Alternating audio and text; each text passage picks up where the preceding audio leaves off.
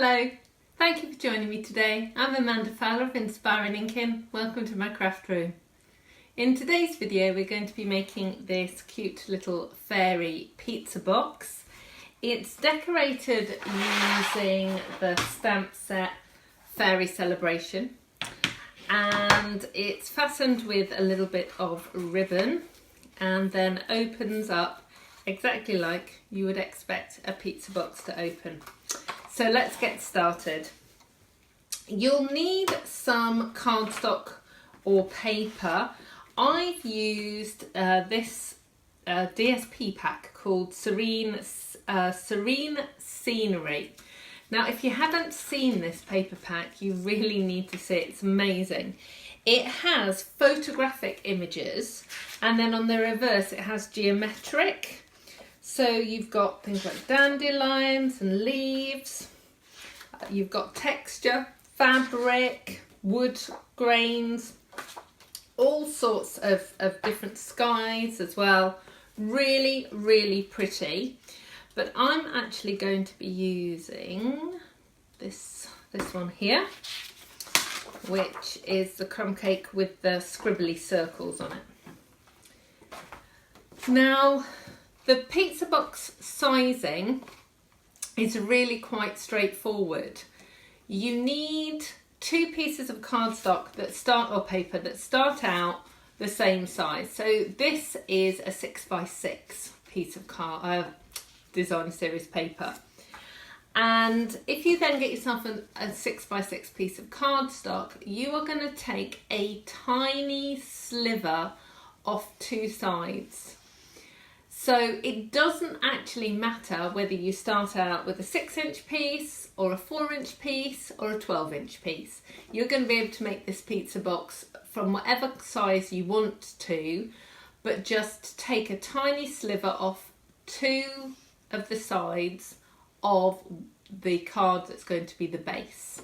Okay, so quick bit of scoring.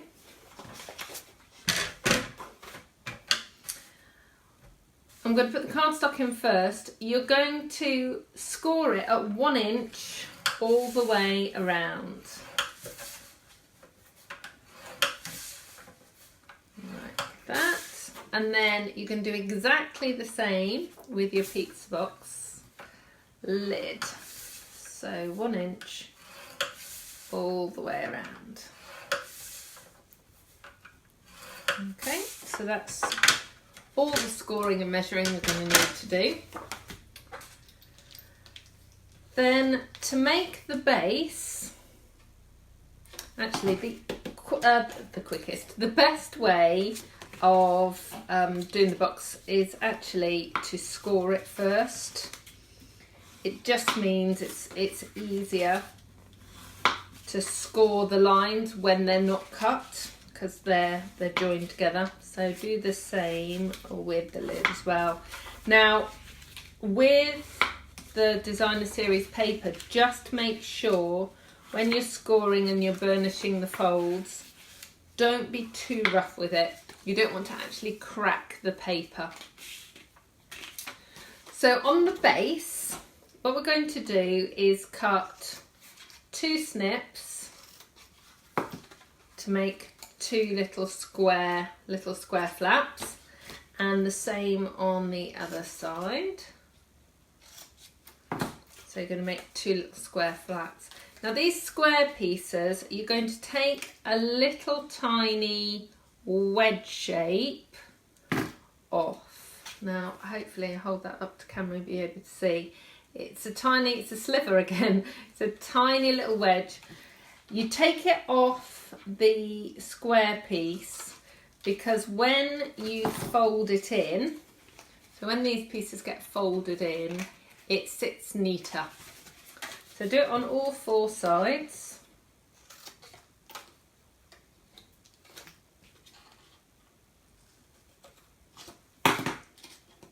And then let's get the Tombow out. And just put a little bit of Tombow on the little squares, and just take a moment just to make sure that the corners are nice and square and tight. Okay, that's the second one. And then this one.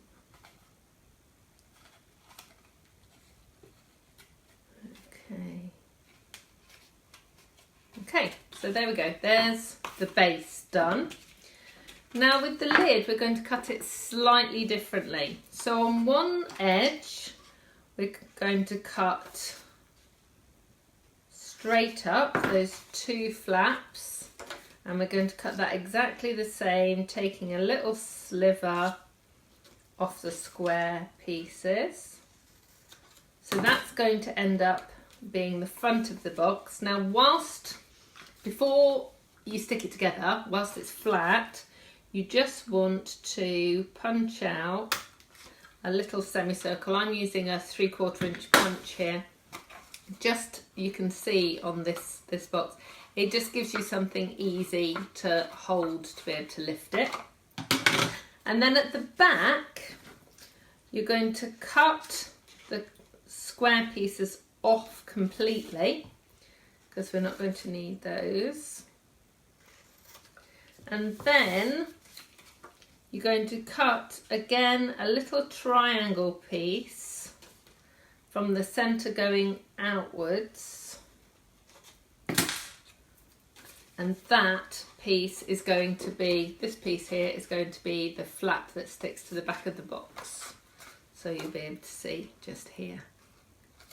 Okay, so I'm going to assemble the front of the box.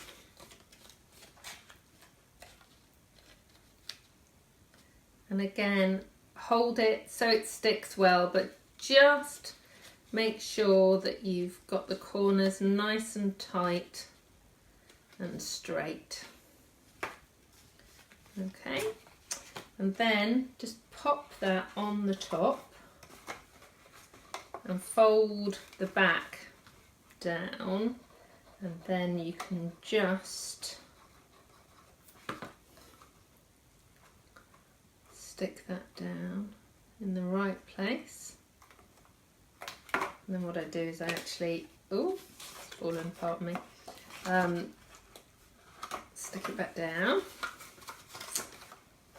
stay there.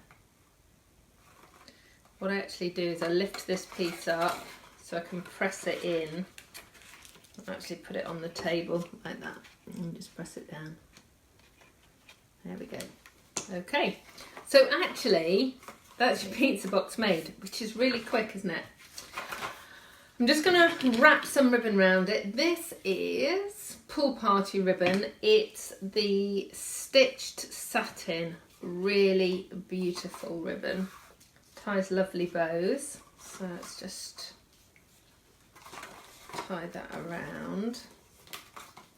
Now, if you struggle with bows, if you look on my video channel, you'll see I've got a whole section playlist on knots and bows, and it's got all sorts of different bows. I for years I've struggled tying bows, and I know that many of my customers have struggled too. So I did a series of videos just to show you some different types of bows. So this is actually my upside down bow. So I'm just going to pull that. So I'm actually tying it upside down. So can you see it's right to camera, but as I'm looking at it, it's upside down. And it actually, every time, it makes sure that the bow and the tails look the right way. Okay, so that's that bit, but I'm just going to show you how to make this little cute tag. One of my favourite new stamp sets. So we've got the little fairy. I'm going to be using the blender pen and some inks, different coloured inks. So I've got Blushing Bride for skin tone, Delightful Dijon for her hair, Pool Party and Island Indigo for her wings and her dress. I'm going to stamp in Basic Grey, which is an archival ink, which just means it's not going to blend, or it's not going to move as I'm using the blender pen. and I've also got the Wink of Stella in clear. These fairies obviously need some extra sparkle on their wings. Okay. So I'm just going to put that to one side a while, just letting it dry for a minute. And I've got a 2-inch circle punch for the base of the tag. This is the decorative label punch in Pool Party, and there's a little tiny sparkles stamp. I'm going to stamp all over the Pool Party card with the Pool Party ink, just to put a little bit of sparkles on there.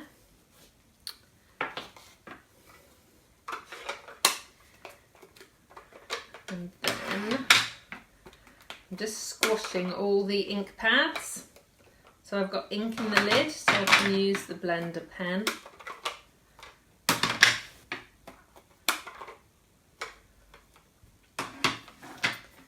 And then I am going to put some dimensionals,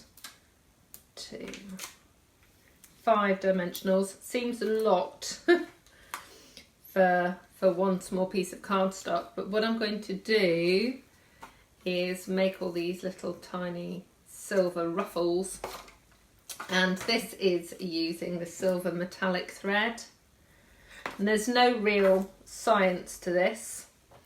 I just wrap it around my fingers. Just going to roll all over the table until I've got lots. And then just give it a snip. And then I'm going to take the backings off the foam pads.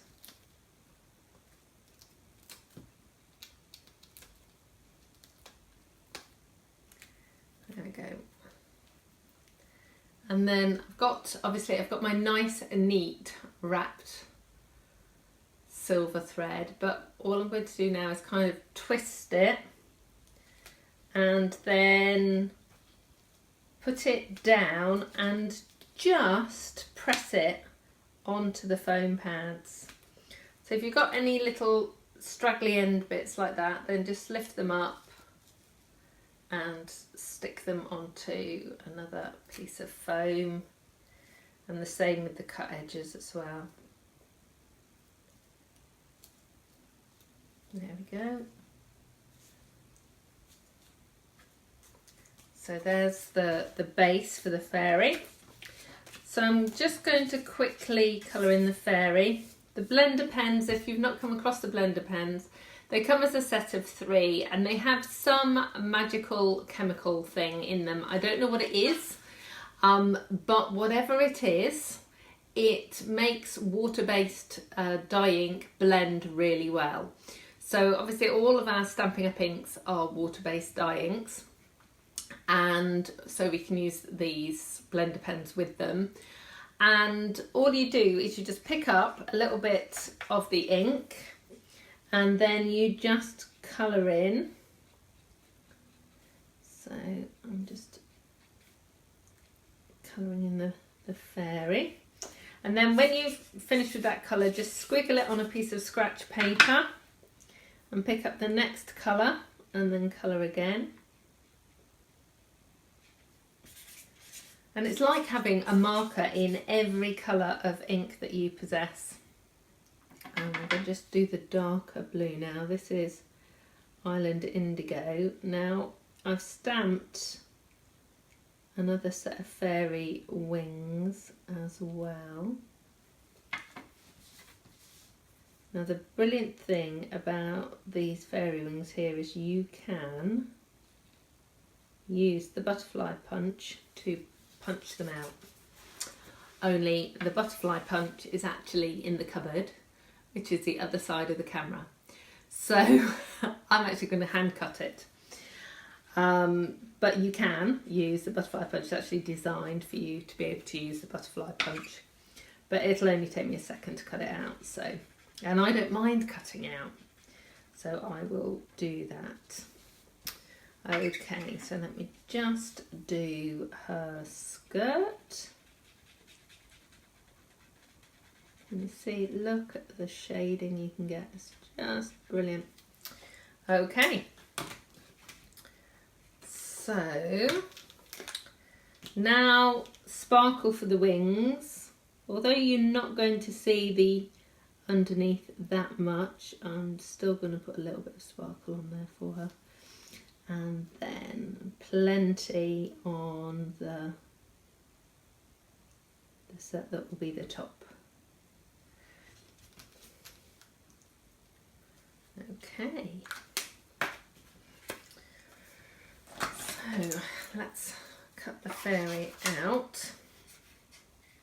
When you're cutting out, I say this in a lot of my videos, it's much better if you leave a little piece of cardstock all the way around. If you try and cut on the lines, particularly on something really delicate like this fairy in her hands, if you try and cut on the lines, you'll get really frustrated because you'll end up cutting into the shape, and you won't get such a good finish.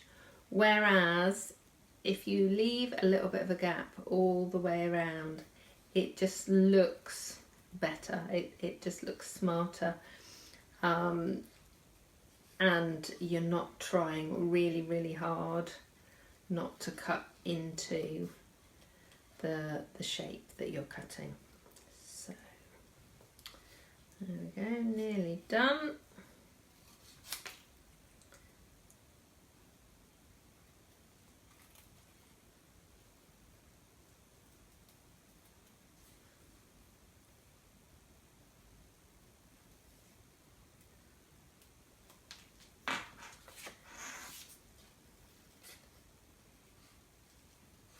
Now I'm just cutting out her second set of wings. It just gives a bit of a 3D effect to have two sets of wings. But definitely if you have it's called the Bitty Butterfly Punch. There'll be a link in the information at the bottom of the video, but it's the Bitty Butterfly Punch, and you'll be able to punch it out. So I'm just going to, Tombo's on the thread, just going to pop her extra wings down,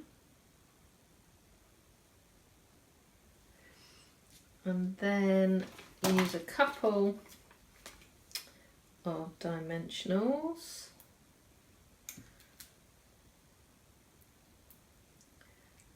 And let's get the tag there.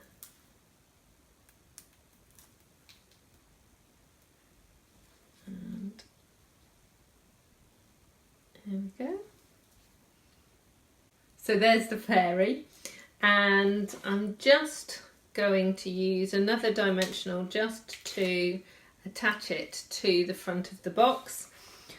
You can obviously put a little hole punch in and tie it to the ribbon if you want to, but because it's quite delicate, I didn't really want it swinging around on the box, so I've attached it there with a dimensional.